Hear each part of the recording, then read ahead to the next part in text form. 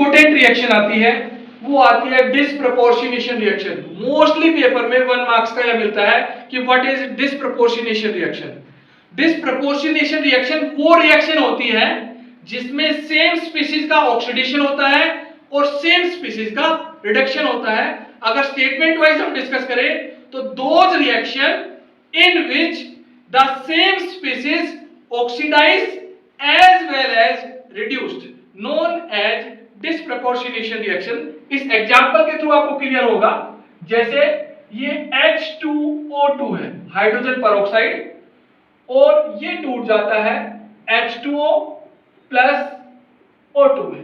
Balance करेंगे तो 2H2O2, hydrogen कितने है 4, यहां बैलेंस करेंगे हाइड्रोजन कितने हो गए 4, ऑक्सीजन कितने 4, 2 ये रहे और 2 ये रहे 4।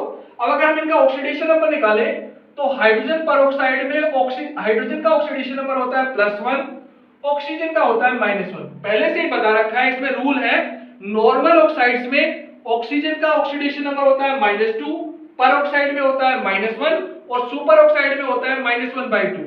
यहां ये नॉर्मल ऑक्साइड है तो यहां पे ऑक्सीजन का ऑक्सीडेशन नंबर -2 है, हाइड्रोजन का +1 है, और जो एलिमेंट अपनी नेचुरल स्टेट में पाया जाता है उसका ऑक्सीडेशन नंबर 0 होता है। अब देखिए यहां ऑक्सीजन का ऑक्सीडेशन नंबर क्या था -1, यहां से क्या हो गया -2।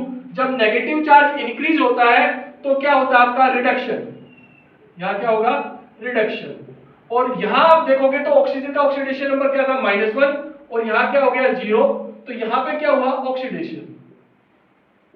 तो आप इस रिएक्शन में देख पा रहे हो कि ऑक्सीजन का ही रिडक्शन हुआ है, ऑक्सीजन का ही ऑक्सीडेशन हुआ है। और स्टार्टिंग में हमने डेफिनेशन में बताया था कि those reaction in which same species is oxidised as well as reduced known as disproportionation reaction.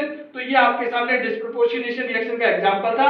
आप इसमें अच्छे से देख पा रहे हो कि ऑक्सीजन का ही क्या हुआ है ऑक्सीडेशन और ऑक्सीजन का ही क्या हुआ है रिडक्शन। तो ये डिसप्रपोर्शनेशन रिएक्शन का एग्जांपल है। Thank you.